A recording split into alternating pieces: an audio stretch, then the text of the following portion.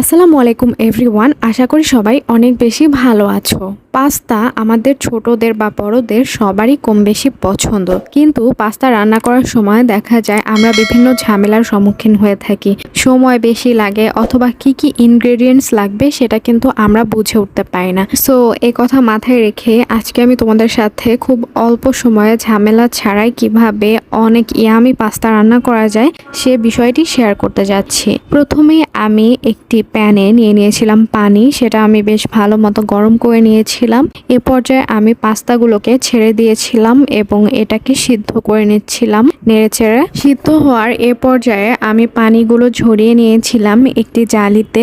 পানি সব ঝরানো হয়ে গেলে এ পর্যায়ে আমি চুলাতে দিয়ে দিয়েছিলাম একটি কড়াইতে দিয়ে দিয়েছিলাম সয়াবিন তেল। তেল যখন গরম হয়ে এসেছিল তখন আমি সেখানে একে একে ছেড়ে দিয়েছিলাম পেঁয়াজ কুচি, রসুন কুচি এবং সেই সাথে বেশ কিছু সবজি।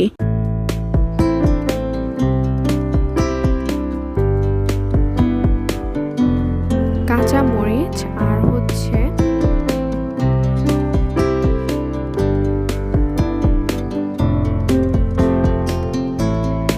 সবজিগুলোর মধ্যে এখানে আমি দিয়েছিলাম গাজর, ক্যাপসিকাম আর কাঁচামরিচ।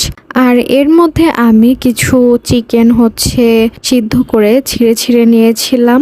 চিকেনগুলো আমি মূলত সিদ্ধ করেছিলাম আদা বাটা আর একটুখানি গোলমরিচের গুঁড়ো দিয়ে, সাথে একটু লবণও দিয়েছিলাম যদিও। যাই হোক, তো এই যে দেখো সবজিগুলো বেশ কিছুক্ষণ ভেজে নেওয়ার পরেই আমি চিকেনটাকে দিয়ে দিয়েছিলাম। তো চিকেন দিয়েও এ পর্যায়ে আমি বেশ ভালো মতো নেড়ে চেড়ে নিচ্ছিলাম যেন ভালো মতো ফ্রাই হয়ে যায়। তবে ডিপ ফ্রাই একদমই করা যাবে না, একটা ব্যালেন্স রাখতে হবে। এর মধ্যে আমি কিছুটা সস দিয়ে দিচ্ছিলাম, সেই সাথে একটু পানি ছিল আর কি চিকেনের, সেটাও দিয়ে দিয়েছিলাম। আর এখানে টমেটো সস আমি অ্যাপ্লাই করেছিলাম।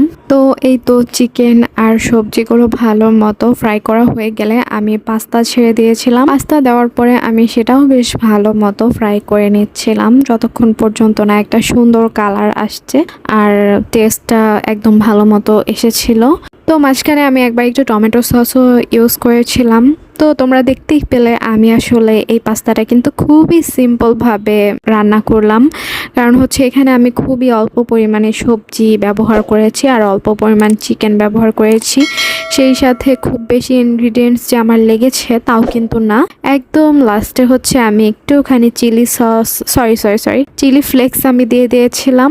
যাই হোক, সো আমার আজকের রেসিপিটি তোমাদের কেমন লাগলো আমাকে কমেন্টে অবশ্যই জানাবে, আর আমার পাশে থাকবে সবসময়। আমার চ্যানেলটিকে সাবস্ক্রাইব করে ভালো থেকো, সুস্থ থেকো। দেখা হবে তোমাদের সাথে নেক্সট অন্য কোনো ভিডিওতে, অন্য কোনো রেসিপিতে। আল্লাহ হাফেজ।